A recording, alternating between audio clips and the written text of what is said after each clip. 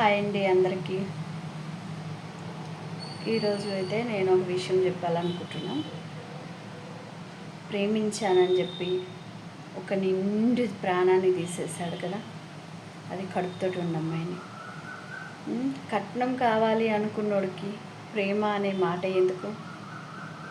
కట్నం అనే అడగొచ్చు కదా. ప్రేమ అనే వంక పెట్టుకొని అమ్మాయి జీవితంలోకి రావటం ఎందుకు?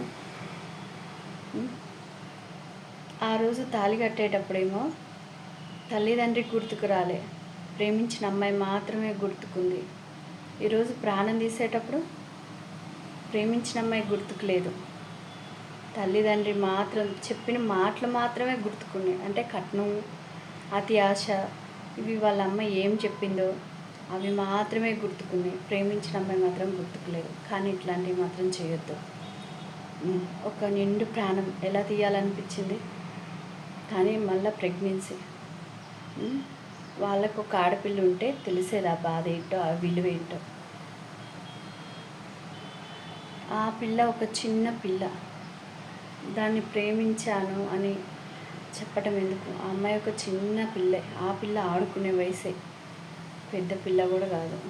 అట్లాంటి పిల్లని ప్రేమించానని వెంటబడి ఆ రోజేమో ఆ రకంగా ప్రేమించానని చెప్పావు, ఇప్పుడేమో తల్లి కోసం ప్రాణం తీసావు.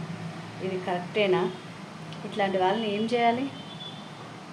చంపేయాలి, ఉండనీయకూడదు. ఇట్లాంటి అబద్ధాలు చెప్పి ఆడవాళ్ళ జీవితాలు నాశనం చేసేటోళ్ళని ప్రాణాలతో అయితే వదిలిపెట్టకూడదు.